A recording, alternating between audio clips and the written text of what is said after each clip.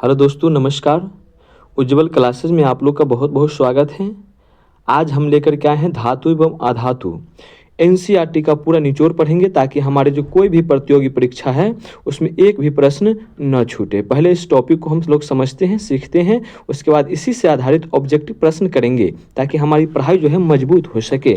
तो देखते हैं, धातु एवं अधातु तत्वों को उनके इलेक्ट्रॉनिक विन्यास और रासायनिक व्यवहार के आधार पर 3 श्रेणियों में बांटा गया है। कितने श्रेणियों में बांटा गया है? 3। धातु, अधातु और उपधातु। तो आगे समझते हैं। धातुओं के भौतिक गुण। धातुओं के भौतिक गुण। कठोरता। तो धातुएं सामान्यतः कठोर होती है। अपवाद में सोडियम, पोटेशियम और लिथियम इतने नरम होते हैं कि इन्हें चाकू से काटा जा सकता है। ये सब सोडियम, पोटेशियम, लिथियम अपवाद में हैं, लेकिन धातु जो होती है क्या होते हैं? कठोर होती है। आगे समझेंगे, सभी आदमी ध्यान से समझेंगे। अवस्था, इनकी अवस्था क्या होती है? तो सभी धातुएं कमरे के ताप पर ठोस होती है। सभी जो धातुएं होती है कमरे के ताप पर किस रूप में होती है? ठोस रूप में होती है। अपवाद में पारा एकमात्र ऐसी धातु है जो कमरे के ताप पर द्रव अवस्था में रहती है। ध्यान रखेंगे इस बात को। आगे देखते हैं, समझते हैं। अघातवर्ध्यता। अघातवर्ध्यता धातुओं को पीट कर पतली चादर बनाया जा सकता है। सोना और चांदी इसमें सर्वश्रेष्ठ है। समझेंगे कि अघातवर्ध्यता क्या होता है। तो धातुओं की यह ऐसी गुण होती है जिसे हम धातुओं को पीट पीट कर पतली चादरों में बदल सकते हैं, और सोना और चांदी में यह अघातवर्ध्यता का सबसे अधिक गुण पाया जाता है। आगे समझेंगे। तन्यता। तन्यता धातुओं को खींचकर पतले तार बनाए जा सकते हैं। यह तन्यता धातुओं में तन्यता वाली गुण होती है जिसके कारण ही हम धातुओं को खींचकर पतले तार बना सकते हैं। मात्र 1 ग्राम सोने से 2 किलोमीटर लंबा तार बनाया जा सकता है। ध्यान में रखेंगे कि जो 1 ग्राम सोना होता है उतना से ही 2 किलोमीटर लंबा तार को हम बना सकते हैं। किस गुण के कारण? तन्यता। आगे समझते हैं। चालकता। चालकता धातुएं ऊष्मा और विद्युत की सुचालक होती है। चालकता में कि धातुएं जो होती है ऊष्मा और विद्युत की क्या होती है? सुचालक होती है। सबसे अच्छा सुचालक चांदी, उसके बाद तांबा। ध्यान रखेंगे, सबसे अच्छा सुचालक कौन है? चांदी, उसके बाद तांबा का नंबर आता है। कुचालक धातु। कुचालक धातु कौन है? तो सीसा और पारा। यह भी ध्यान में रखेंगे। आगे समझते हैं। गलनांक। इसकी गलनांक क्या है? गलनांक, तो इनका गलनांक बहुत उच्च होता है। गलनांक क्या होता है? बहुत ही उच्च होता है। अपवाद में गैलियम और सीजियम का गलनांक इतना कम है कि हथेली पर रखते ही पिघल जाता है। ध्यान से समझेंगे। धातु की जो गलनांक है, मेल्टिंग पॉइंट है, बहुत अधिक होती है, लेकिन अपवाद में जो है जो गैलियम सीजियम जो होता है इसका गलनांक इतनी कम होती है कि हम हथेली पर रखते हैं कि वह पिघल जाता है। आगे समझेंगे। रासायनिक गुण। रासायनिक गुण ऑक्सीजन के साथ क्रिया। धातुएं ऑक्सीजन के साथ मिलकर धात्विक ऑक्साइड बनाती है। धातु ऑक्सीजन से मिलकर के क्या बनाती है? धात्विक ऑक्साइड बनाती है। इनकी प्रकृति क्षारीय होती है। ध्यान रखेंगे, इनकी प्रकृति क्या होती है? क्षारीय होती है। आगे समझेंगे। समीकरण। समीकरण Mg+O2, यह 2 से रिएक्शन किया गया है, गुना किया गया है। राइट एरो मतलब एरो दिया गया है 2MgO, 2Mg+O2 arrow 2MgO magnesium oxide बना है। ठीक है। आगे समझते हैं। उभयधर्मी ऑक्साइड। उभयधर्मी ऑक्साइड, कुछ ऑक्साइड अम्ल और क्षार दोनों से क्रिया करते हैं। यानी कुछ ऐसे ऑक्साइड जो होते हैं अम्ल से भी और क्षार से भी क्रिया कर लेते हैं तो उनको हम लोग क्या कहते हैं, उभयधर्मी ऑक्साइड कहते हैं।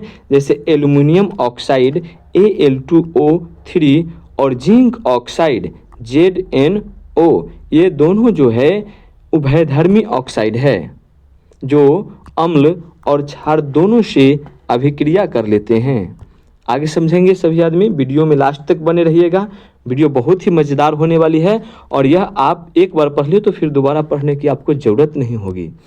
तो अब जल के साथ यह क्या करता है, पोटेशियम और सोडियम ठंडे जल के साथ इतनी तेज क्रिया करते हैं कि आग लग जाती है। यह पोटेशियम है और सोडियम है, यह ठंडे जल के साथ इतनी तेज़ी से अभिक्रिया कर लेते हैं कि आग पकड़ लेती है। इसलिए इन्हें मिट्टी के तेल में डुबो कर रखा जाता है। क्वेश्चन आता है कि मिट्टी के तेल में किसे, पोटेशियम और सोडियम को डुबो कर क्यों रखा जाता है, तो यह इतनी अधिक तेज गति से क्रिया कर लेते हैं जब उनको हम खुला छोड़ देते हैं, किससे, ऑक्सीजन से, यानी जल के साथ। किसके साथ, जल के साथ। इसलिए इसको कहाँ रखते हैं हम लोग, केरोसिन तेल में डुबा कर रखते हैं। आगे समझेंगे। कैल्शियम, कैल्शियम जल पर तैरने लगता है। कैल्शियम जल पर तैरने लगता है क्योंकि हाइड्रोजन गैस के बुलबुले धातु की सतह पर चिपक जाते हैं। कैल्शियम जो है जल पर तैरने लगते हैं, इसका क्या कारण है, क्योंकि हाइड्रोजन गैस के जो बुलबुले होते हैं धातु की सतह पर चिपक जाते हैं, इसके कारण जो है कैल्शियम जल में तैरने लगते हैं। आगे समझेंगे। लोहा क्या है, लोहा और एल्युमिनियम न ठंडे जल से ना गर्म जल से, ये केवल भाप से क्रिया करते हैं। लोहा और एल्युमिनियम जो है ना जल यानी ना ठंडा जल ना गर्म जल से अभिक्रिया करते हैं। किससे अभिक्रिया करते हैं, तो यह जो है सिर्फ भाप से अभिक्रिया करते हैं, स्टीम। आगे समझेंगे। अम्लों के साथ क्रिया, अम्लों के साथ क्रिया धातु प्लस तनु अम्ल राइट एरो लवण प्लस H2 गैस उत्पन्न करती है। नोट, जब धातुएं नाइट्रिक अम्ल HNO3, नाइट्रिक अम्ल यही हुआ, के साथ क्रिया करती है तो H2 गैस नहीं निकलती है क्योंकि HNO3 एक प्रबल ऑक्सीकारक है। ध्यान में रखेंगे, HNO3 क्या है, एक प्रबल ऑक्सीकारक है।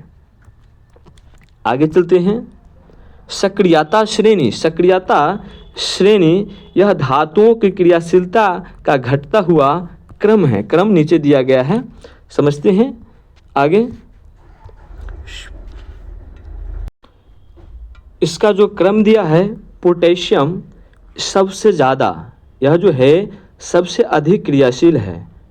सोडियम इसके बाद का है, कैल्शियम, मैग्नीशियम, एल्युमिनियम, जिंक, मतलब कि सबसे अधिक पोटेशियम, उसके बाद ये सब इससे कम अभिक्रियाशील है।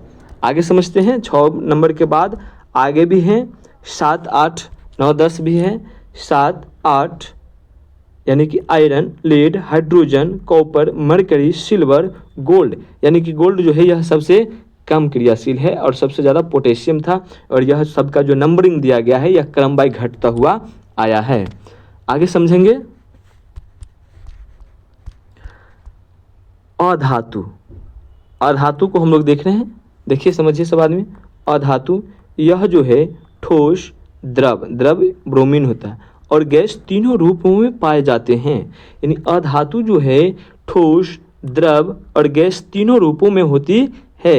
ये विद्युत की कुचालक होती है। विद्युत के क्या होते हैं, कुचालक होते हैं। अपवाद में ग्रेफाइट क्या होता है, सुचालक होता है। इनके ऑक्साइड अम्लीय होते हैं। याद रखेंगे, इनके ऑक्साइड कैसे होते हैं, अम्लीय होते हैं। आयोडीन एकमात्र ऐसी धातु है जो चमकीली होती है। ठीक है, आयोडीन एकमात्र ऐसी अधातु है जो चमकीली होती है। आगे समझेंगे। महत्वपूर्ण मिश्र धातु के बारे में समझ लेते हैं। ये जो मिश्र धातु जो है, मिश्र धातु घटक और उपयोग, यानी पीतल जो है ये मिश्र धातु है। इसको जो है पीतल को कैसे बनाए जाते हैं, तो Cu प्लस Zn मतलब तांबा और जस्ता को मिलाकर के बनाया गया है। और इसका उपयोग कहाँ किया जाता है, तो बर्तन बनाने में किया जाता है। आगे समझेंगे। ये कांसा, कांसा ब्रोंज, Cu प्लस Sn यानी तांबा प्लस टीन से बनाए जाते हैं और इनका उपयोग कहाँ किया जाता है? मूर्ति और सिक्के बनाने में किया जाता है। आगे समझेंगे। ये सब प्रश्न बहुत ही इंपॉर्टेंट है, परीक्षा में आते हैं। ध्यान से देखिए, बने रहिएगा वीडियो के लास्ट तक। ऑब्जेक्टिव भी कराएंगे हम। स्टेनलेस स्टील, इसमें जो है Fe+Cr+Ni होते हैं जो रसोई के बर्तन बनाए जाते हैं। शोल्डर Pb+Sn, मतलब शीशा और टीन को मिलाकर के बनाया जाता है। इसका उपयोग वेल्डिंग, टाँका लगाने में किया जाता है। अब हम लोग बहुविकल्पीय प्रश्न के साथ चलेंगे और देखेंगे सभी आदमी इस प्रश्न के जवाब देंगे। जवाब देने की कोशिश कीजिए। अभी हम 20 प्रश्न कराएंगे इसी से संबंधित, ताकि आपकी पढ़ाई जो है बहुत ही मजबूत हो जाए और फिर धातु अधातु दोबारा पढ़ने की ज़रूरत ना पड़े। इसलिए मैं पहले टॉपिक कराता हूँ और उसके बाद जो है उसी से संबंधित ऑब्जेक्टिव प्रश्न कराता हूँ। इसलिए ध्यान से वीडियो में लास्ट तक बने रहिएगा और देखिएगा। कमरे के ताप पर द्रव अवस्था में रहने वाली धातु कौन सी है? कमरे के ताप पर किस अवस्था में? द्रव अवस्था में। तो ब्रोमीन, पारा, तांबा, एल्युमिनियम। ध्यान दीजिएगा, धातु का नाम पूछ रहा है। किसका नाम पूछ रहा है? धातु का सही जवाब बी पारा हो जाएगा, मरकरी। नेक्स्ट 2 नंबर 3 नंबर प्रश्न है। सबसे अधिक आघातवर्धक धातु कौन है? चांदी, लोहा, तांबा, सोना। तो सबसे अधिक जो है आघातवर्धक धातु सोना होता है। ऑप्शन नंबर डी सही है। अगला क्वेश्चन 4 नंबर क्वेश्चन देखते हैं। कह रहा है सोडियम धातु को सुरक्षित रखने के लिए किस द्रव्य में रखा जाता है? जल, अल्कोहल, मिट्टी का तेल और पेट्रोल।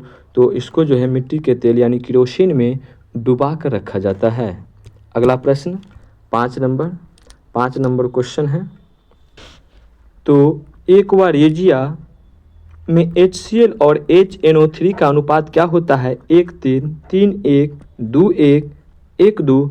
तो इसका सही जवाब जो है 3:1, 3:1 होता है। अगला क्वेश्चन 6 नंबर प्रश्न है।